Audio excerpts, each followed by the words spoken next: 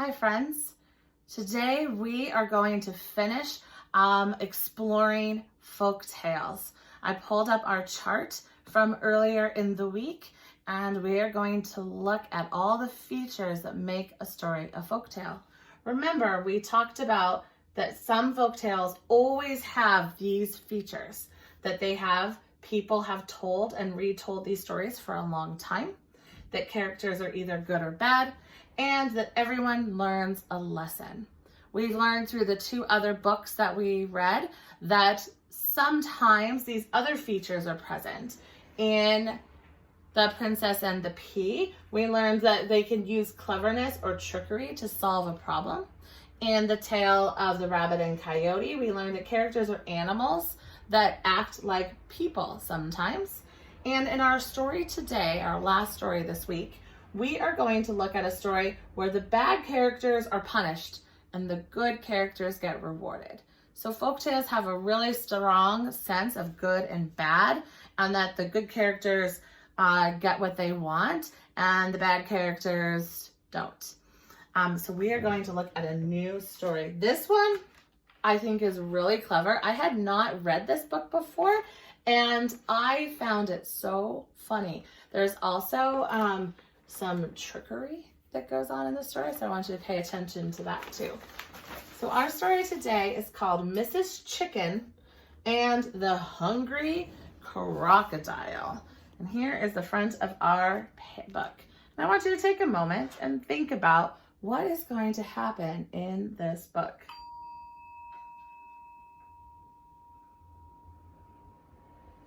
Great.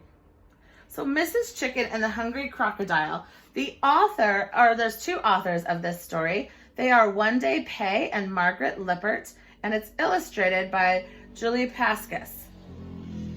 This book is about a chicken, Mrs. Chicken, and she's admiring herself in the river when she's grabbed by a hungry crocodile. The crocodile takes her home to eat her, but Mrs. Chicken hatches a clever plan to save herself. The lesson in this story, there's a couple. One is to pay attention to your surroundings. Mrs. Chicken spends a lot of time admiring herself at the beginning of this book, and she's not paying attention to what's going on around her, and that is how the crocodile got to grab her. So you have to make sure you're paying attention to what's going on around you, at least a little bit. And that sometimes cleverness can save you, even when your opponent is bigger than you. You know, folktales often have a happy ending, at least for the good characters. And our good character is a chicken that's much, much smaller than a crocodile, and yet she somehow gets away. So she uses her cleverness and her brains to trick the crocodile into getting away. We, of course, have our three words. And the first word that I have is the word gorgeous. And I think that this word is really fun. It is a fancy word to mean pretty or beautiful. So the word gorgeous is just making it even more pretty or more beautiful than maybe you would have said to begin with. It's a way to really embellish on that and to really make sure that you understand this is just a gorgeous color, for example, or dress, or tree, or view. Gorgeous. My next word is rafters. The rafters. Rafters are beams that make up part of the roof of a building. Oftentimes these are like a triangle shape, and you attach them at the top of a building, and then the roof is added to the triangle part. So if you go up into the attic of your house, you might see that. You might have an open space where there are beams that are coming up. And a lot of times, like if I look up at my ceiling, there have been boards that have been laid at the bottom of the rafters so that I have a ceiling. But in some places like barns and other big open buildings, you can see that framework that's already built in there to help hold the building up, but you can still see the open beams. And so in this case, that's what we're talking about, is it's an open space where the chicken can fly up into the rafters. And our last word is actually a phrase that we hear sometimes. And it is, don't mention it. And don't mention it is just another way, as another response to say, to thank you. Sometimes when I am at a store or when somebody gives me something or someone says thank you, and I say, instead of saying like, you're welcome, I might say, oh, no problem. Or I'll say, oh, no worries. But another way that you can respond to a thank you would be to say, oh, don't mention it. Like if you've helped somebody and they're thanking you for it, don't mention it. So those are our vocabulary for today. So we're going to get right to this story. I'm going to get close so you can see. Mrs. Chicken and the Hungry Crocodile. One morning, Mrs. Chicken took a bath in a puddle. Cluck, cluck, she said proudly. What a pretty chicken I am. Big, bright eyes, short, smooth beak, but I can't see my wings. This puddle is too small. So one thing that I want to look at in this story is when we are looking at words like cluck, cluck. These words like cluck, cluck are words that are called, oh, are you ready for this? It's like my favorite word, onomatopoeia. Ready? You're going to say that again? Onomatopoeia. Onomatopoeias, which is just fun to say super fast, are really just words that we write to represent sounds that we hear in the world. So if a dog is barking, we say woof or bark or ruff. There's lots of different versions. Those are all onomatopoeias because they represent some way of how that dog sounds. So we're saying cluck, cluck, because that is what a chicken says. And we also are going to talk a little bit about alliteration. Say alliteration. Alliteration is just when we see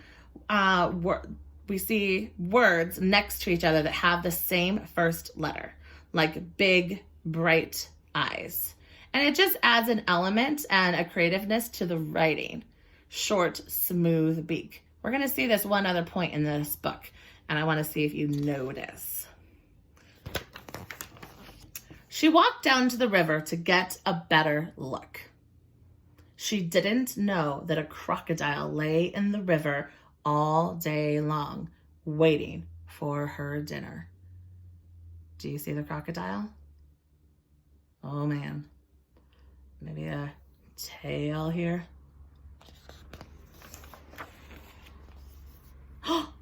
Look at that crocodile down there. Oh my.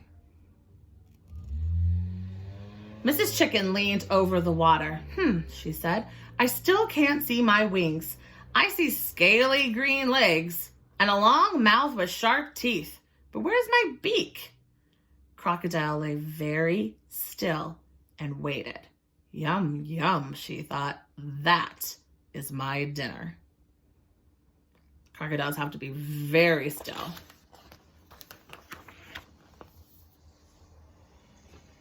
I look different in the river, said Mrs. Chicken. Look at herself checking out what she thinks is her reflection. She turned to one side. Crocodile did too. Mrs. Chicken turned to the other side. So did Crocodile. I'd like a closer look, said Mrs. Chicken. She stepped into the river. What do you think is going to happen? Snap! Crocodile grabbed Mrs. Chicken's foot in her mouth. But, said Mrs. Chicken, let go. So here's another example of onomatopoeia. Snap, the sound the mouth is making when closing. And, of course, the chicken going, bop.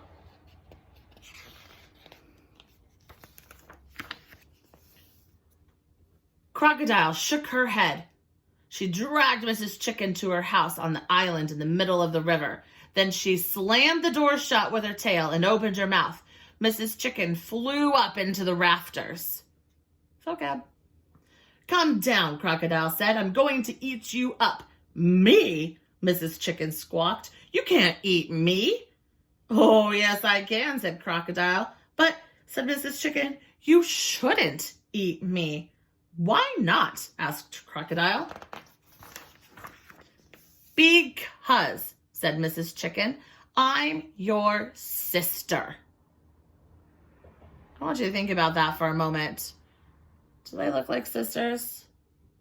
I'm gonna make a little ring with my mouth since my bell is far away. And I want you to think about that. Why is she saying that? Because I'm your sister. Ding! Great. Thanks for being flexible with the dinging sound too. Ha ha ha! Crocodile laughed. You're not my sister. You have speckled feathers. I have green skin. You have a beak. I have a mouth with sharp teeth. And these teeth are going to eat you up. No, said Mrs. Chicken. We look different, but we're sisters. I'll prove it. Just give me time.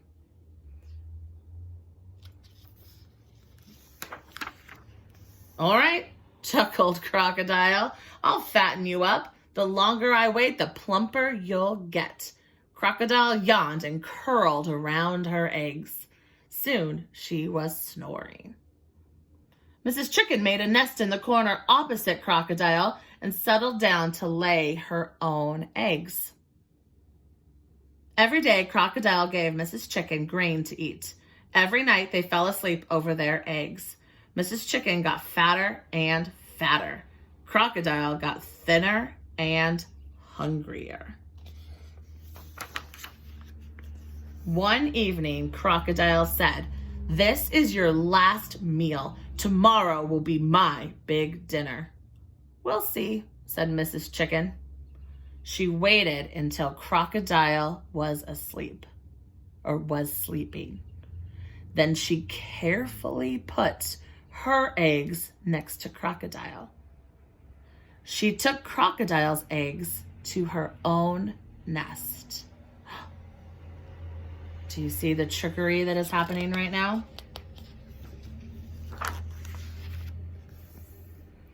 Just before dawn, Crocodile felt something move beside her.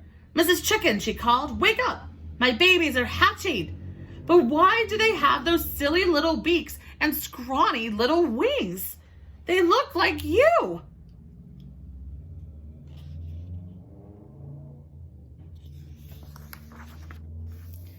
"My eggs are hatching too," said Mrs. Chicken. "Look!"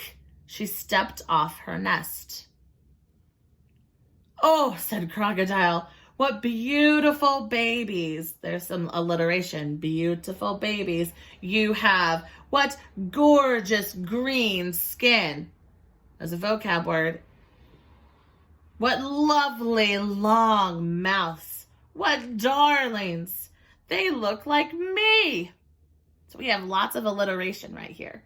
We have beautiful babies, gorgeous green, lovely long. It just has a nice fix in your mouth, the way you say words that start with the same word over and over, and it starts to sound like poetry a little bit.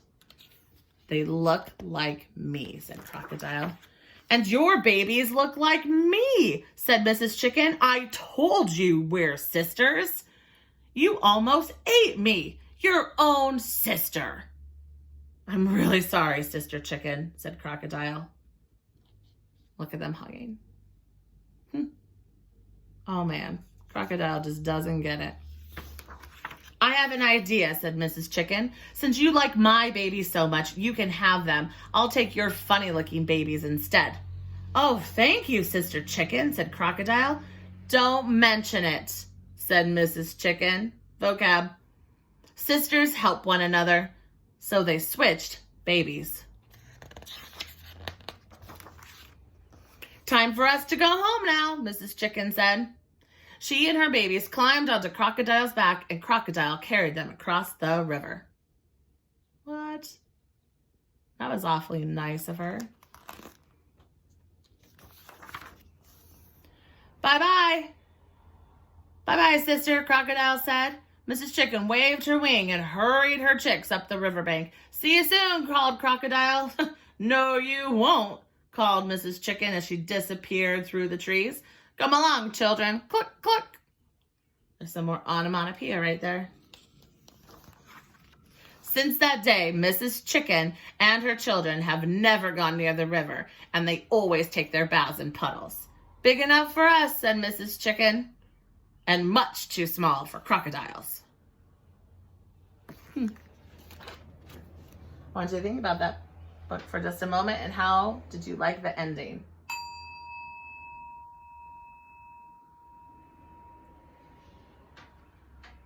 Great. So I have a job for you today on this book when you go on to Seesaw. And on this book, I want you to make a timeline of events.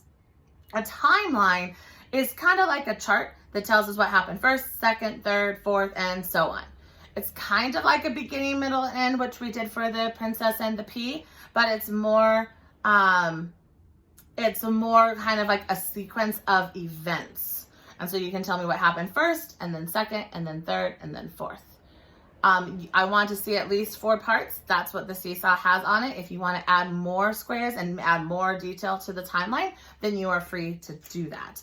I made a little one on the chart where I made a chart of 4 squares. And then I added in the first one where it says, Mrs. Chicken goes to the river and gets snapped up by a hungry crocodile. So there's the chicken and the crocodile, and she's going to snap her. And so that's the first thing that happens. So then think, what happens after that? And then that would be the next box that you would be filling in.